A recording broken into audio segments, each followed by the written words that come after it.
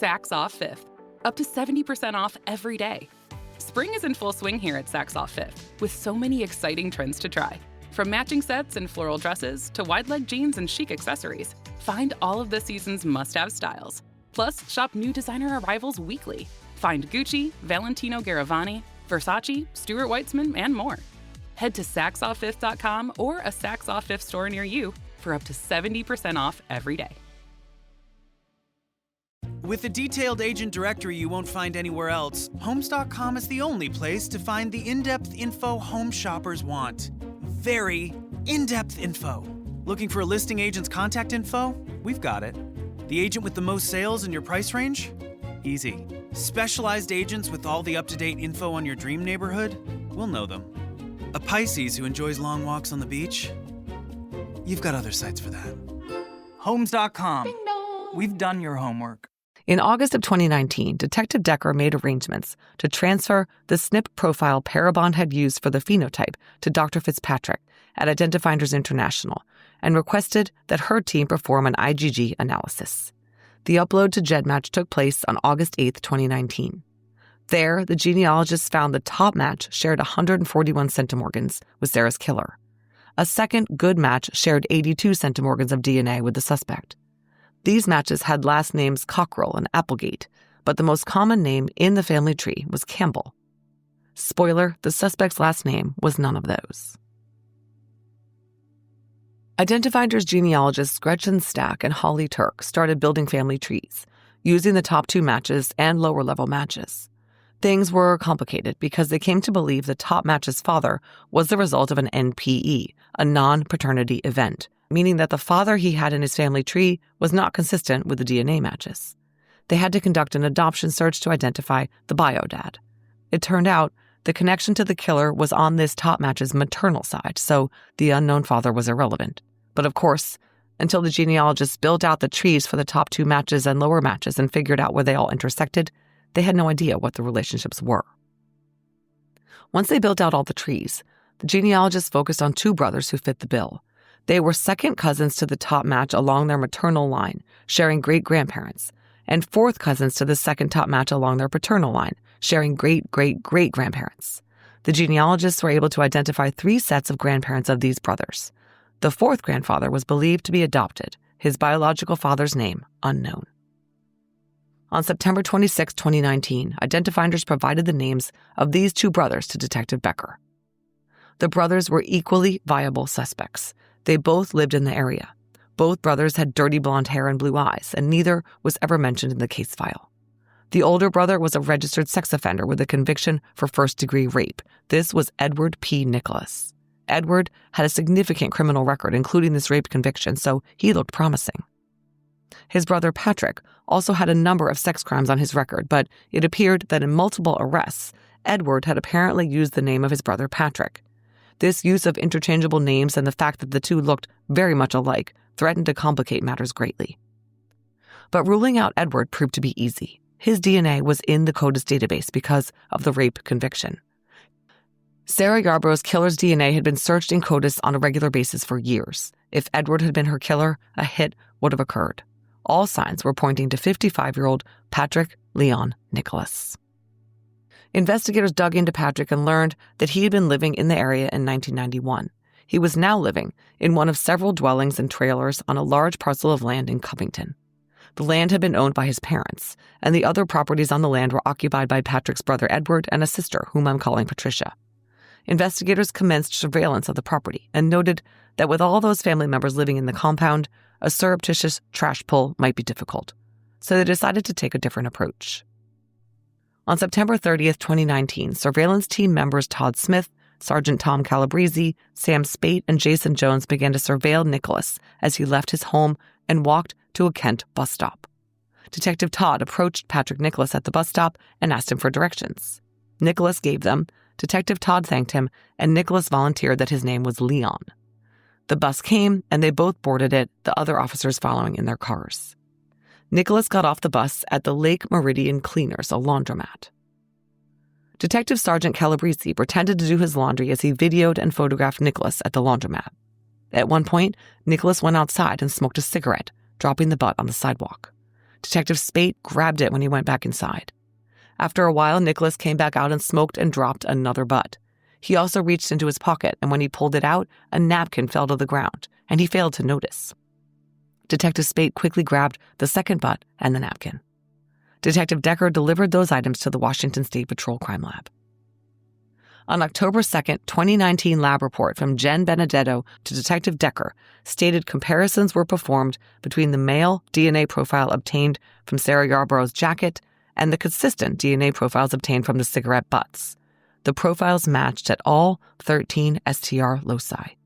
As Detective Decker wrote on an arrest warrant affidavit, quote, "The unknown male profile at the scene of Sarah Yarborough's death has now been identified as the DNA of Patrick Leon Nicholas," end quote.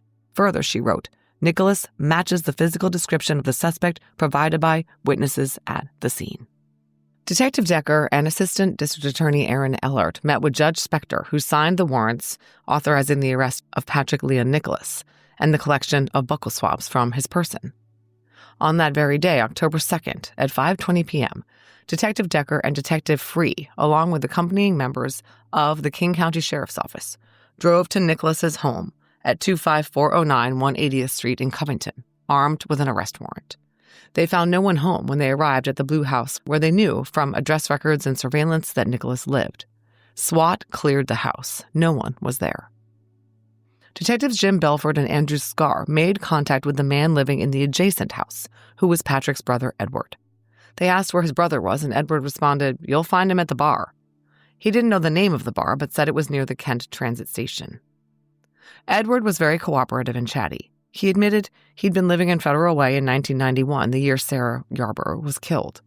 The investigators asked him about crimes he'd committed, and he said he'd been convicted after a jury trial of a rape he hadn't committed. It had happened across the street from his parents' house in Burien in the 1980s, and he told the detectives he always wondered whether his brother Patrick had done this one. The men looked quite alike. Anyway, he was wrongly convicted and sentenced to 4 years at the Shelton Correctional Facility. His brother Patrick happened to be in the same prison at the same time after being convicted of a rape. He believed his brother had committed 2 or 3 rapes, but said Patrick never talked about his crimes with him. Edward agreed to give a DNA swab and allowed detectives to take a photograph of him and the small tattoo on his chest. Meanwhile, other detectives scoured the bars in the area and spotted Patrick Nicholas at the Nashville Sports Bar on Railroad Avenue North. Detectives Aaron Thompson and Matt Olmstead were the ones who found him, and they arrested him without incident. Detectives Free and Decker placed Nicholas in handcuffs in the front seat of their unmarked car. Detective Decker read him his rights, and then they told him his name had come up as part of an investigation into an assault. He asked if he was in custody, and they said yes. Detective Free drove Nicholas to the police station with Detective Decker sitting in the back. During the drive, they made idle conversation. Nicholas said he had inherited the house he lived in from his parents and had been living there for 25 years. The house had no power, so he used a generator. Nicholas said he was involved in athletics in high school and was particularly interested in wrestling. He had graduated high school and obtained a 2-year degree from a local college. He said he'd worked at restaurants as a cook for most of his life. He liked coaching kiddie wrestling at various local schools, and his hobby was lapidary. He described himself as a rockhound. He also said he didn't get along with his brother Edward and claimed that Edward had used his name when he was arrested at various times throughout their life. The detectives said they were aware that his brother often used his name and that they wanted to be 100% sure that they had the right person with regard to this specific investigation. They were setting things up so that Nicholas would have a reason to talk to them. Remember, he still had no idea what he was actually being arrested for. When they got to the station, they put Nicholas in an interview room and offered him something to eat and drink, which he declined. Then they read him his rights, and he waived them and agreed to talk. They said they wanted a rough timeline of his life back to the 1980s, so Nicholas started talking. He said he lived in Des Moines, Washington as a child. He went to elementary school there and was very good at sports. He had a lifelong rivalry with his brother, whom he said he had never gotten along with. They and their sister Patricia all resided on the same property left to them by their parents. Nicholas said that for most of his life he worked as a cook at Denny's, Merchant's Cafe, and Sherry's Diner. He worked at Denny's in Kent from 1987 to 88 and Merchant's Cafe in Seattle from 88 to 90. When asked about his criminal history, he said he'd gone to prison in 1980 but added, quote, "I don't want to talk about that." He did say that he shared a cell with his brother, who was serving time at the same prison. That seems like it shouldn't be allowed. Anyway, he was paroled in 1987 and went to live with his mother. His father lived in a different dwelling on the property. Nicholas said he did not drive because he had bad vision after a 1988 accident in which he was struck by a dump truck. He mostly got around on buses. The lazy eye he had was from an accident when he was much younger. He confirmed that he was left-handed. Remember that the witness Mustafa had stated very specifically that he saw the man's left hand on Sarah Yarborough's leg. By the way, Nicholas's family later backed up that he didn't really drive and did not own a vehicle. All those hours detectives spent looking for suspect vehicles had been wasted time. Nicholas said he got married on June 22, 1988, and moved with his wife and her children to Burien. But they moved to Kansas in early 1991 because of a child custody issue relating to his wife's children. He stayed in the Hugoton, Kansas area for a year before moving back to Washington state. Quote, according to Nicholas, he returned to Washington in December 1991. His wife and her children didn't immediately follow, end quote. Of course, since Sarah Yarborough was killed in mid-December 1991, this point in Nicholas's chronology was very important to the investigators. Once he moved back to Washington state, he worked at Denny's in North Auburn until 1994. Then he worked at Sherry's in Lake Meridian before returning to work at Denny's from 98 to 2001. He currently worked at Reliable Auto Parts. Trading shouldn't have barriers. When Robinhood started, it was built to make trading more accessible. Now Robinhood offers more sophisticated trading tools. Experience the future of trading on Robinhood Legend, the all-new desktop platform that harnesses intuitive design to deliver a seamless experience for traders. Free to use with a Robinhood account, Robinhood Legend is designed for how you trade, with powerful charts including custom intervals down to the tick, and over 80 indicators and drawing tools. Trade all your favorite assets, including popular stocks and ETFs, all in one place. Take your trading to the next level by customizing your layout in seconds and even enter and exit positions in one tap right from the chart with up to 8 charts per layout. The future of trading is fast, powerful, and precise. Experience it now on Robinhood Legend. Sign up today. Investing is risky. Robinhood Financial LLC. Member SIPC is a registered broker-dealer. Other fees may apply. Hey everybody, so when you get asked what is Odoo, what comes to mind? Well, I'll tell you, Odoo is a bit of everything. Odoo is a suite of business management software that some people say is like fertilizer because of the way it promotes growth. But, some people also say that Odoo is like a magic beanstalk because it grows with your company and is also magically affordable. Ooh. But then again, you could look at Odoo in terms of how its individual software programs are a lot like building blocks. Whatever your business needs, manufacturing, accounting, HR programs, you can build a custom software suite that's perfect for your company. So what is Odoo? Well, Odoo is a bit of everything. Odoo is a fertilizer, magic beanstalk, building blocks for business. Yeah, that's it. Which means that Odoo is exactly what every business needs. Learn more and sign up now at odoo.com. That's ODOO.com. Hi, I'm Cindy Crawford, and I'm the founder of Meaningful Beauty. Well, I don't know about you, but I never liked being told, oh, wow, you look so good for your age. Why even bother saying that? Why don't you just say you look great at any age, every age? That's what Meaningful Beauty is all about. We create products that make you feel confident in your skin at the age you are now. Meaningful Beauty. Beautiful skin at every age. Learn more at meaningfulbeauty.com.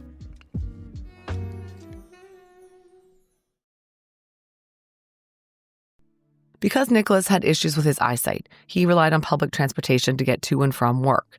He had divorced from his wife, whom I'm calling Wendy, in 1994 when he moved into his current house. After work, he typically frequented bars near the Kent Transit Station, which is where detectives had found him. Then Nicholas asked for a smoke, so they took him to the precinct's designated smoking area.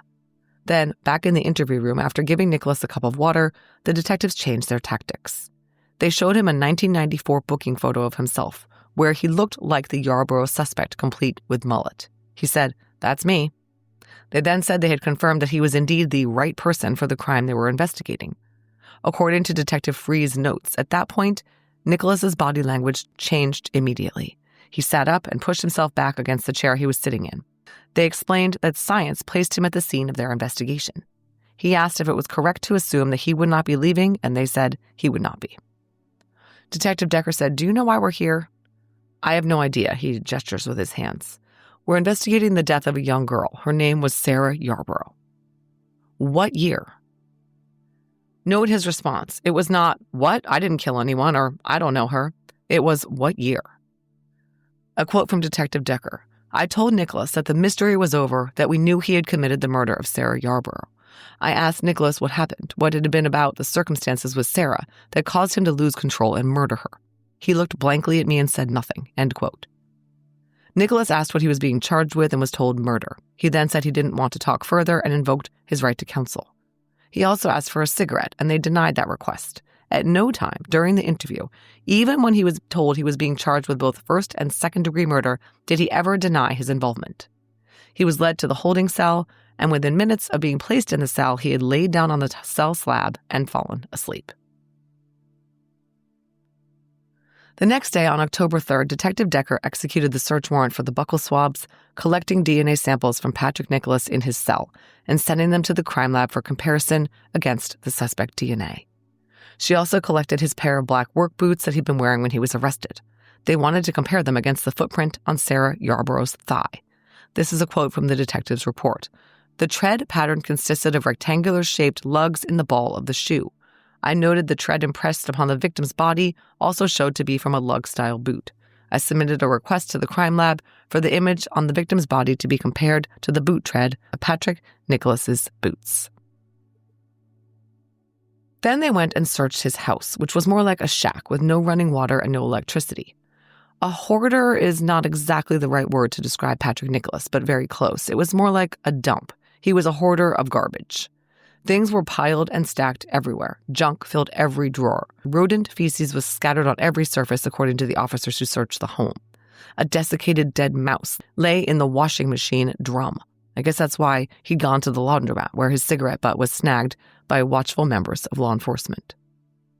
But it wasn't all garbage in Nicholas's house. Some items of evidence were found. One of these was a newspaper, the A section, from 1994, with a photo of Sarah Yarborough on the front page and the headline, "Tests to Find a Killer." He had kept it for 25 years. There was plenty of other stuff collected by the CSIs as well. Some of the more incriminating items included a notebook that contained notes about rape and forcible rape, as well as child molestation. Several pornographic images of women were found, and plenty more, in which women were scantily dressed and in provocative poses. Drawing after drawing was pinned to an easel, depicting a cartoon woman in heels and a bikini bottom, with a very large nude bust and a lion or cat's head. Almost all of them had long, flowing red hair. Several of the images were totally naked, with comically large breasts and plentiful red pubic hair. A note pinned to the board reads, "A bimbo by day, a fantasy by night. Oh, what a fantasy." I don't have words. For some reason, this guy's creepy cartoon lion head boob drawings give me chills way more than if the pictures were just regular pornographic images. The drawings were a glimpse into this guy's head, and I want no part of that. The most significant item found by the searchers was a magazine picture of a pretty young woman dressed in a cheerleader's uniform. She wasn't Sarah, and she didn't have red hair, but the picture would later be used at trial to imply that Patrick Nicholas was still living off the fantasy of the teenage cheerleader he had killed years earlier. On October 31st, lab analyst Jennifer Benedetto's report about the comparison of the buccal swab DNA to the crime scene DNA on the jacket stated that there was a match. The estimated probability of this DNA belonging to an unrelated individual at random in the U.S. population was 1 in 120 quadrillion. The DNA came from no one other than Patrick Leon Nicholas. A press conference was held announcing the arrest the community had been anticipating for nearly 30 years. Sheriff Mitzi Johannecht said, quote, "Few things in law enforcement are more rewarding than informing a parent that you believe you have solved the murder of their child.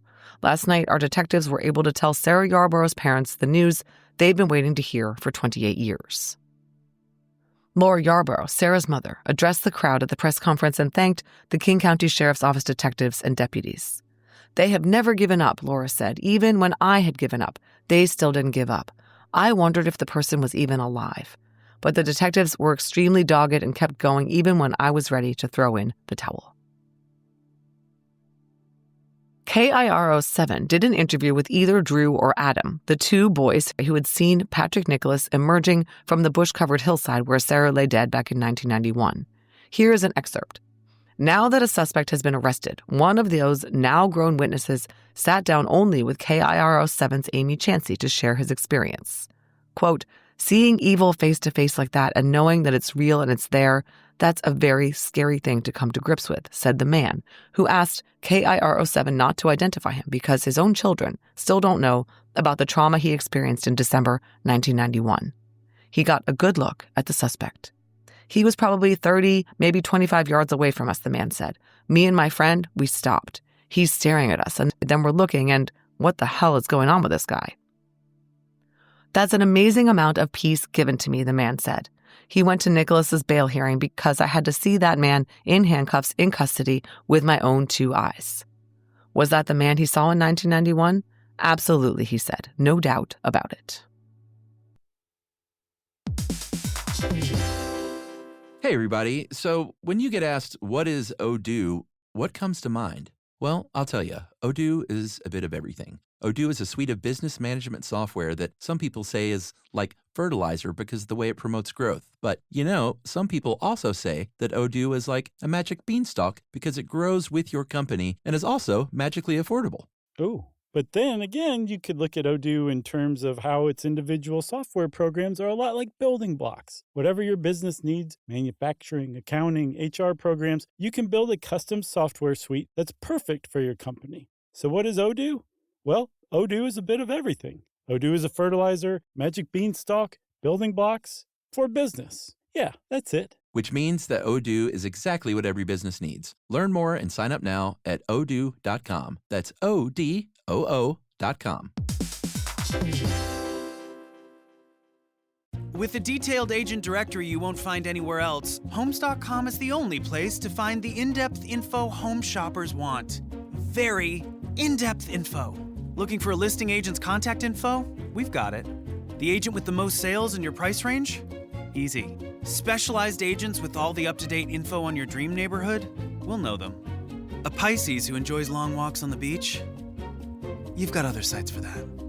Homes.com. We've done your homework. Hi, I'm Cindy Crawford, and I'm the founder of Meaningful Beauty. Well, I don't know about you, but I never liked being told, "Oh, wow, you look so good for your age." Why even bother saying that? Why don't you just say you look great at any age, every age? That's what Meaningful Beauty is all about. We create products that make you feel confident in your skin at the age you are now. Meaningful Beauty. Beautiful skin at every age. Learn more at meaningfulbeauty.com.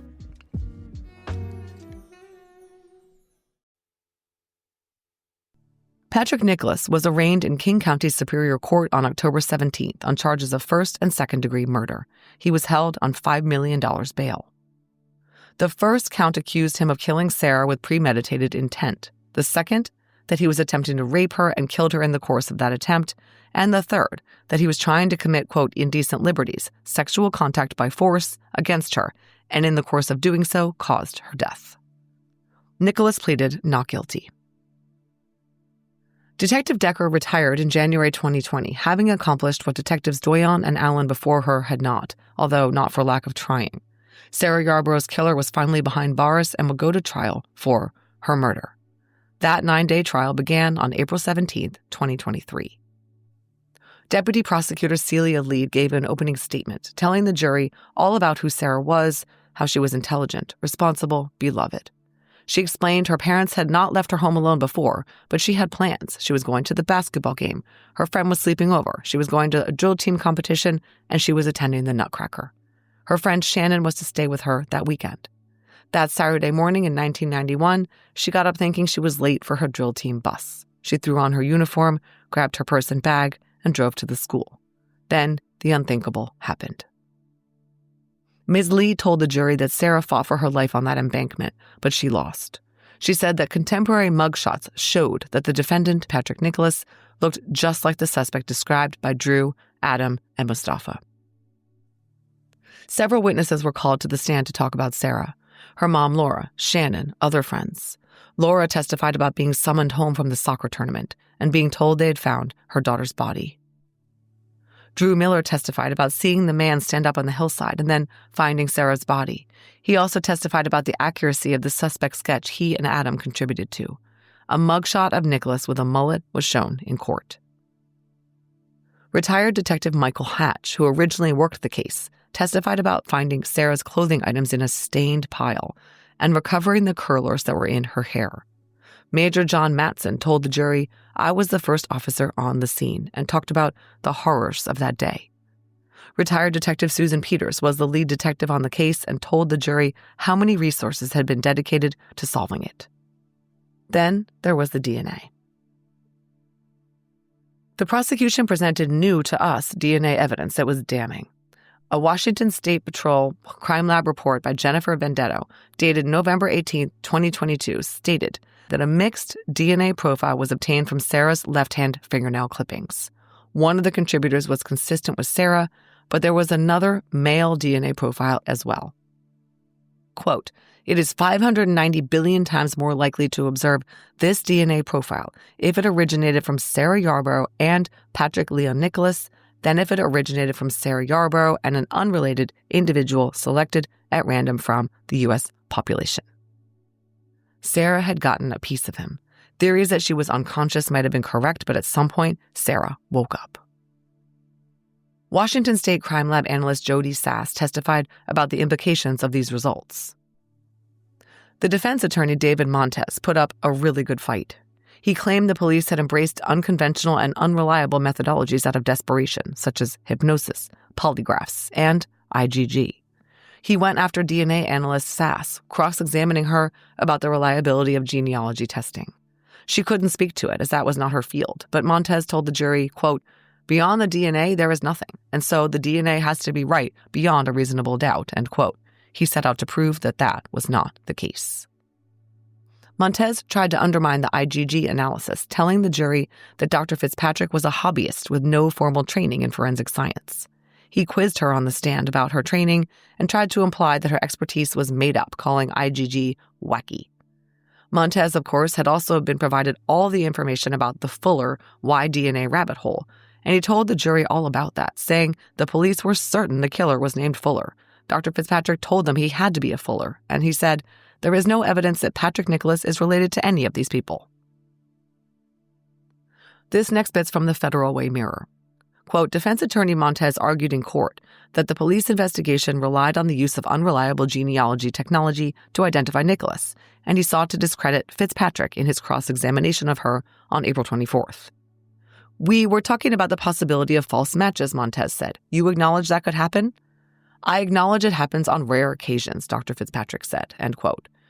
Montez was trying to plant the notion that his client could have been wrongly accused thanks to some false match in one of the open-source databases. Of course, we all know that genealogists can very quickly tell if they have a so-called false match from the fact that the match does not align with other matches to their sample. The idea that a suspect would be named as a result of a false match is absurd, but the jury didn't know that, Montez hoped. More from the Mirror. Quote, "But prosecutors pointed to the fact that a male DNA sample from the crime scene matched the sample from Nicholas, and that the odds that it would match a random individual from the U.S. population was 1 in 120 quadrillion. Montez argued that the math used to calculate those odds was all wrong, because researchers were comparing the likelihood against the wrong population sets.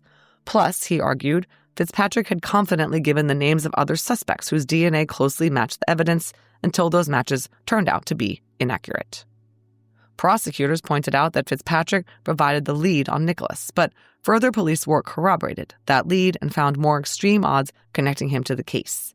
The state crime lab determined for another DNA sample that it was 590 billion times more likely that it matched Yarborough and Nicholas than if it matched Yarborough and a random, unrelated person from the U.S. population, according to their case. Plus, Nicholas lived in the area at the time of the killing, had a copy of a 1994 newspaper in his home with an article about Sarah, and kept a picture of a cheerleader in a drawer in his kitchen at the time of his arrest. Taken together, the evidence was compelling that Nicholas was the murderer, prosecutors said. Montez said those were cherry-picked details from Nicholas's life that didn't amount to proof that he committed the killing. He said it was not surprising they found the cheerleader picture and the newspaper given the state of the house, referring to it being basically a garbage pile.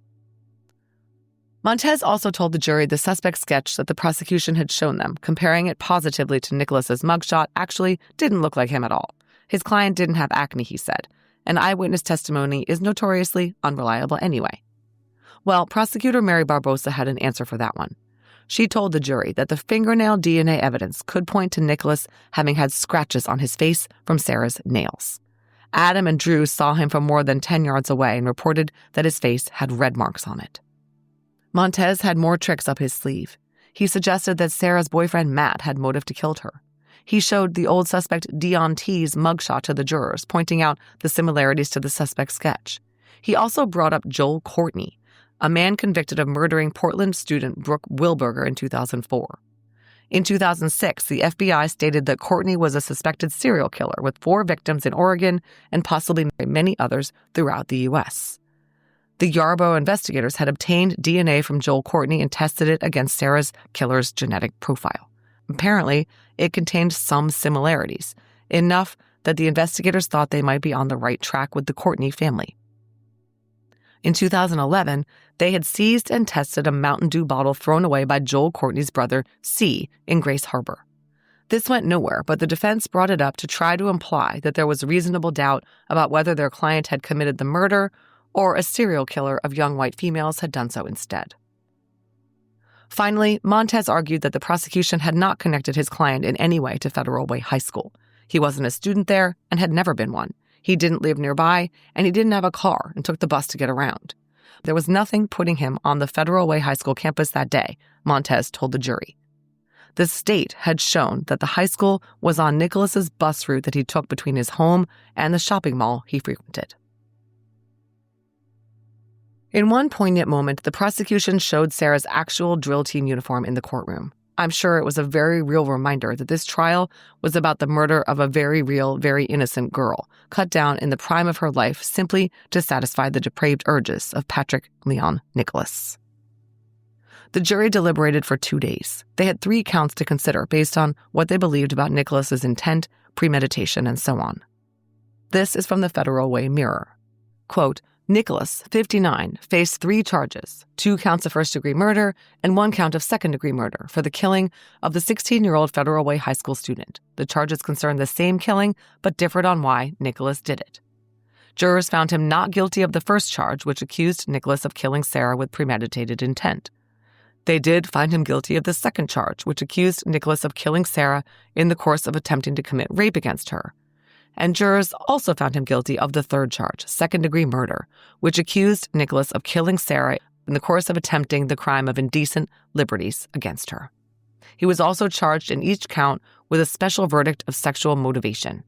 Jurors affirmed that special verdict in both of these charges for which they found him guilty, end quote. So the jury was not convinced that Nicholas planned to kill Sarah, but they found that he killed her in the course of attempting to commit sexually motivated crimes against her. At Nicholas's sentencing hearing 2 weeks later, the prosecutors requested that his prior crimes be taken into account. They weren't allowed to introduce them at trial, but the judge was permitted to consider them in sentencing Nicholas. Sarah Yarborough asked the judge for the stiffest possible sentence, saying, quote, if he had still been in prison, he wouldn't have been around to kill our daughter. He should never have a chance to harm another vulnerable young woman. He's had 28 years of freedom that Sarah never got, end quote. Andrew, Sarah's youngest brother, said, quote, he does not belong in a free society with the rest of the people in this room. Other friends of Sarah and the 2 men who, as young boys, found her body were all permitted to make statements. Finally, Anne C., a survivor of an attempted rape perpetuated by Nicholas, asked the court, why was a repeat offender allowed to be released after serving less than half his sentence? Judge Josephine Wiggs was incensed. She said, this poor child, what she experienced fighting for her life, this outrageous sexual assault on a child culminating in her murder is a basis for an exceptional sentence. She sentenced Nicholas to 548 months in prison, about 45 2/3 years. According to reporters from the Federal Way Mirror who were in the courtroom, he showed no emotion or remorse during the trial or sentencing. Hey, everybody. So, when you get asked, what is Odoo, what comes to mind? Well, I'll tell you, Odoo is a bit of everything. Odoo is a suite of business management software that some people say is like fertilizer because of the way it promotes growth. But, some people also say that Odoo is like a magic beanstalk because it grows with your company and is also magically affordable. Ooh. But then again, you could look at Odoo in terms of how its individual software programs are a lot like building blocks. Whatever your business needs, manufacturing, accounting, HR programs, you can build a custom software suite that's perfect for your company. So what is Odoo? Well, Odoo is a bit of everything. Odoo is a fertilizer, magic beanstalk, building blocks for business. Yeah, that's it. Which means that Odoo is exactly what every business needs. Learn more and sign up now at odoo.com. That's ODOO.com.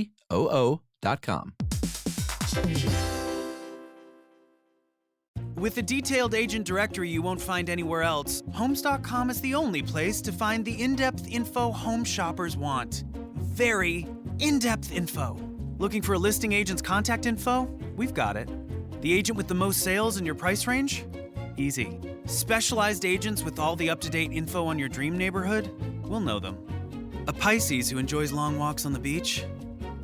You've got other sites for that. Homes.com. We've done your homework. Hi, I'm Cindy Crawford, and I'm the founder of Meaningful Beauty. Well, I don't know about you, but I never liked being told, oh, wow, you look so good for your age. Why even bother saying that? Why don't you just say you look great at any age, every age? That's what Meaningful Beauty is all about. We create products that make you feel confident in your skin at the age you are now. Meaningful Beauty. Beautiful skin at every age. Learn more at meaningfulbeauty.com.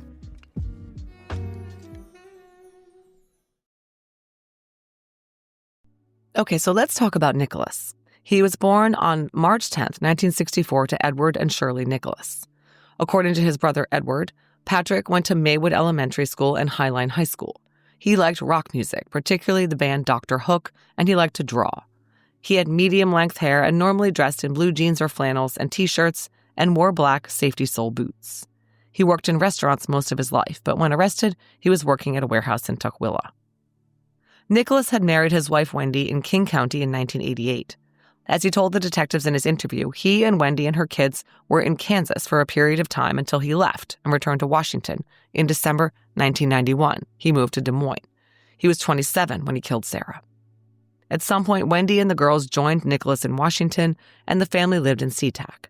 Wendy obtained an order of protection against him and filed for divorce. This was granted on April 14, 1994. Detective John Free interviewed Wendy on December 5, 2022. She had been married to Nicholas when Sarah Yarborough was murdered, but Wendy was living in Kansas at the time. Nicholas had returned to the Seattle area, and the two were separated geographically for a period of about 7 months. Wendy stated that she recalled Nicholas being somehow different upon her return from Kansas shortly after Christmas 1991. She said he seemed distant. When she asked him what was bothering him, he said he didn't want to talk about it. Quote, she also recalled that Patrick had started to drink heavily at around that time. She mentioned a specific incident where Patrick told her he had consumed so much alcohol he passed out on a bus and woke up not knowing where he was. Wendy recalled that Patrick was working for Merchant's Cafe in Pioneer Square around that time. Next, detectives Free and Decker interviewed Wanda's daughters, whom I'm calling Chandra and Danielle.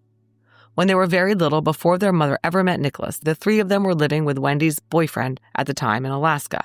He was physically abusive to the girls to the point that they were removed by child services from their mother's care. They spent some time in foster care and ended up with a family in Kansas. During this time, Wanda moved to the Seattle area and met Patrick Nicholas, who helped her regain custody of her children. She and he came to Kansas and were able to get the girls back. No doubt Nicholas had ulterior motives to, quote, help Wendy get the girls back. In 1993, Nicholas was arrested in King County, accused of molestation of his 6-year-old stepdaughter, Denise. I'll bet you saw that coming. I don't know how this happened, but apparently Nicholas was allowed to plead to fourth-degree assault for child molestation. Both girls recalled that after this incident, their mother Wendy kicked Nicholas out of the house. That was the end of their relationship. Denise said she always wondered what happened with that case and was never really told about the outcome. She assumed it was her fault that the case didn't go forward. Neither woman recalled anything specific or different happening around Christmas time 1991. Nicholas's behavior didn't change in any notable way, but of course the girls were really little. Who knows whether they would have picked up on any behavioral changes. Detective Free obtained employment records for Nicholas that confirmed his employment in December 1991 at Merchant's Cafe on Yesler Way in Seattle. Then it was time to map out his routes between his apartment, his workplace, and the place he said he hung out on weekends back in 91, the SeaTac Commons Mall. Detective Free drove between the Merchant's Cafe on Yesler Way to Nicholas's then residence at 20013 13th Avenue South in Des Moines. It was a distance of 13.1 miles. Then he drove from the apartment to Federal Way High School, clocking the distance at 7.8 miles. Finally, he drove from the high school to the Commons at Federal Way, formerly the SeaTac Mall, just 1 mile away. Then he checked the King County Metro Transit bus routes and schedules from December 91 and verified that the bus Nicholas would have taken from Des Moines to the mall, which he frequented on Saturdays, went right past Federal Way High School. Detective Free came to believe that Nicholas took the bus from his home to the mall as usual that Saturday morning, but he got off at Federal Way High School and wandered around looking for a victim. And as we all know, he found one. Sarah was not Nicholas's first victim.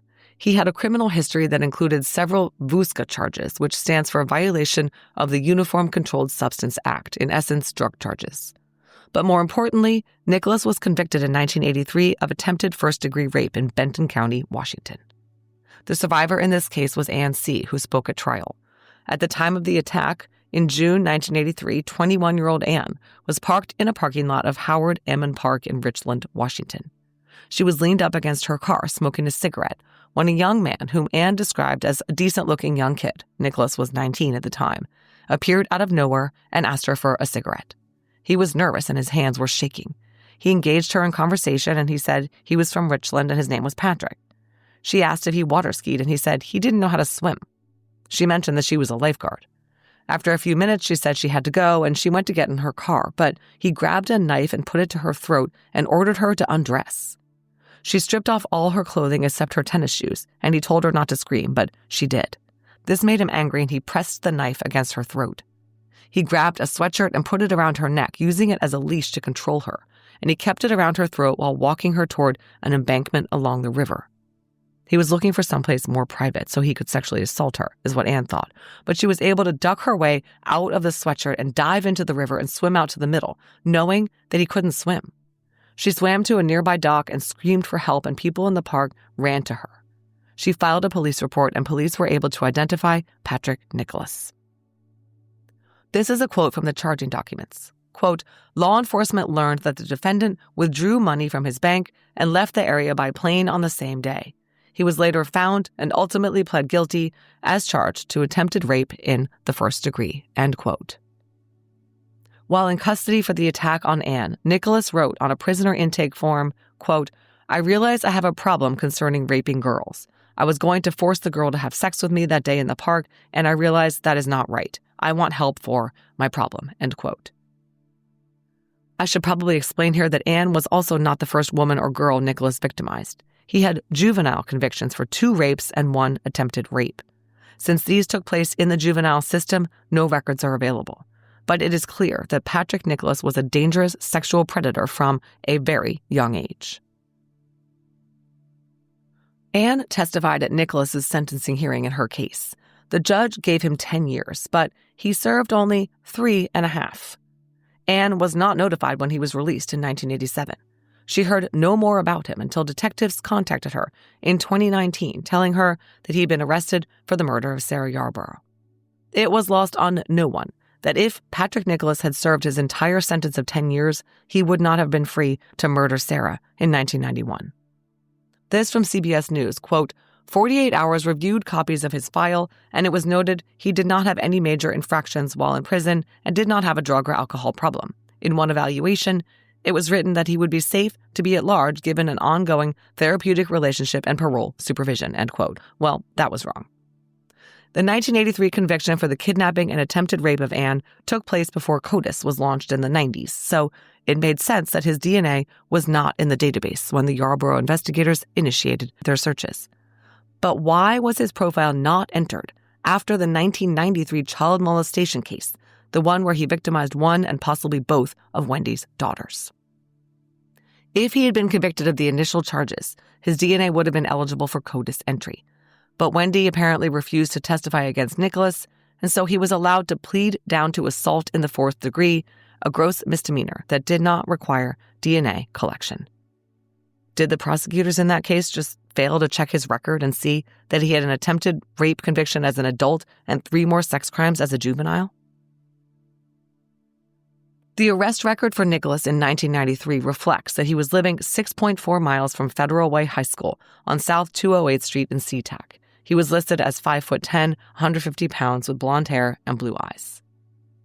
You'll recall that I mentioned earlier that Nicholas's brother Edward was eliminated as being the Yarborough suspect because police quickly discovered his DNA was in CODIS for first-degree rape and he was a registered sex offender. It's worth noting that if Washington were a familial search state, Patrick Nicholas would have been identified by the fact that his brother Edward's DNA was in the system. He would have been caught 20 years earlier. Let's talk a little bit about the Y DNA and the fact that Patrick Nicholas was not named Fuller, even though his Y DNA aligned with that surname. Dr. Fitzpatrick wrote, quote, "The Nicholas surname was unexpected, but it was discovered that Patrick's paternal grandfather had been adopted by a Nicholas family. His birth name remains unknown. Although the adoption has prevented us from directly validating the Y DNA connection to the Fuller family, it has since been confirmed through other genetic genealogy matches that the Fuller surname appears among Patrick Nicholas's ancestors," end quote. So, the working but unprovable theory is that Patrick Nicholas's paternal grandfather was a Fuller, based on Fullers in his pedigree. Because he was adopted out, his surname was changed to one that did not align with his Y DNA. So what happened between Sarah Yarborough and the serial sexual predator Patrick Nicholas that day in December 1991? Of course, we'll never know the details. Most likely, when Sarah arrived at school 45 minutes early for her drill team competition, she decided to sit in her car and drink her OJ and wait for others to show up. For some reason, she chose to park her car further away than usual, over near the path between the tennis courts and the practice field, where she was a little bit removed from the school building. And at the very same time, Patrick Nicholas got off the bus at the high school and started walking around the grounds, trying the doors, looking for a girl or woman who was alone. At Nicholas's trial, Celia Lee, the deputy prosecuting attorney, told the jury that Nicholas's MO was to approach women at their cars and use a knife to threaten them and then rape them, just like he had with Anne C. Sarah's face showed signs of a beating, and investigators believe that her car door was pulled open or she was punched in the face through a lowered window, and then she was dragged from the car, probably at knife point, to where she was sexually assaulted and strangled. The fact that Nicholas, clearly a very disordered and spontaneous offender, managed to avoid detection despite so many witnesses seeing him and leaving his DNA at the crime scene is simply terrible bad luck. It's hard to believe no one saw those sketches and thought of him, given what he looked like back then. I'll post some photos. I'm going to close with a letter that Laura Yarborough wrote to Dr. Colleen Fitzpatrick after the case was solved thanks to Identifinder's genealogists. It says, "To Colleen and whom it may concern, for nearly 28 years, Sarah's family and friends lived with the fact that Sarah's killer had not been identified. It remained a constant unknown. Although we went on with our lives, it was always in the back of our minds as unfinished business. In a way, it was a Damocles sword hanging over us. We never knew when or if the news would come, but we knew when and if it did, all the emotions would come roiling back and we'd be thrown into 1991 again. To live with that for 28 years is exhausting. If it had never been solved, it would have been a shadow over us the rest of our lives. Having your darling daughter, the light of your life, murdered is hard enough. Never knowing who did it makes it worse. For all those years, I've had nightmares about a faceless boogeyman trying to hurt me and my family, hurting Sarah again and again. In the meantime, most of Sarah's friends have gone on to college, advanced degrees, marriage, and families. One woman, though she now holds a doctorate, has her own family and did a postdoctorate at Cambridge, has never been able to return to the Seattle and Federal Way area especially. For her, she told me not knowing who it was and that he had never been found was the basis of her fears. She, like me, was relieved at the arraignment to see the killer is only a man, an ordinary man, a man with a face I can cope with. I'm not sure I can adequately explain what it is like, the fear, the not knowing. The relief of knowing is also hard to explain, but very real. I think it's a bit like knowing there is a malignancy growing in your body. You know you need surgery, and you dread it, but relief washes through you when the surgery is over and the cancer gone. This case, unsolved, was like that cancerous growth. True, the trial remains, but is a process with a known end. I honestly didn't think this case would ever be solved. Various law enforcement persons told me that the chances lessened as time went on. We watched as detectives took over the case, working hard, but inevitably ending without results when they retired and handed the case off to yet another detective. My father, Sarah's grandpa, used to meet with Detective Doyon once a week for years, hoping for a lead, a clue, something that would be the key to solving the case. I'm so glad my dad, now 95, lived to see the case closed. Sadly, Detective Doyon did not live to see it. He told us it was a case he wanted to solve before he retired. Without the science of genealogical DNA, familial DNA, and Dr. Fitzpatrick's expertise, I fear this case would never have been solved. I'm so thankful the King County Police Department never gave up and that they were willing to use the tips science and Dr. Fitzpatrick's team were able to unearth in making an arrest. We still miss Sarah every day. Her murder left such a hole in our lives. Knowing Sarah's killer is locked up and hopefully will stay that way has brought a measure of peace. I wish I were more eloquent and could adequately explain what it's like for our family. I hope the words I do have will give you some idea. With great gratitude, Sarah Yarborough, Sarah's mom. After 31 years, Sarah Yarborough's case is closed thanks to IGG. And if you are one of the bad guys, they are coming for you. Recently, I let listeners know about a new benefit available to them called an AbJack Insider subscription that's available through Apple Podcasts. An AbJack Insider subscription will give listeners ad-free access to every bit of DNA ID content published, both past episodes and future episodes. It will also give you benefits like early access and bonus content. Head over to Apple Podcasts and click on the DNA ID show page or the AbJack Entertainment channel to start a free trial. Thanks for listening to this episode of DNA ID. If you'd like to listen to the show ad-free and help support the show in the process, please head over to patreon.com/DNAID. And if you're interested in some fun DNA ID merch, visit the store at customizedgirl.com/s/DNAID podcast. To contact the show, please email us at dnaidpodcast@gmail.com. Follow us on social media at DNAID Podcast on Instagram, at DNAID Podcast on Twitter, or on Facebook at facebook.com/DNAID Podcast. Finally, if you want to visit our website, go to DNAIDpodcast.com. You'll be able to get all the episodes of the show, leave comments on episodes that I can respond to, and you can even leave voicemails. You'll get all the latest news about the show and important updates. Find links to our social media, merch, and a lot more. It's really your one-stop shop for everything DNA ID. DNA ID is written, researched, and hosted by me, Jessica Betancourt. It's produced by me and Mike Morford of AbJack Entertainment. Music by Connor Betancourt. Check out our other collaborative podcasts, Scene of the Crime, Missing Persons, and Beyond Bizarre True Crime.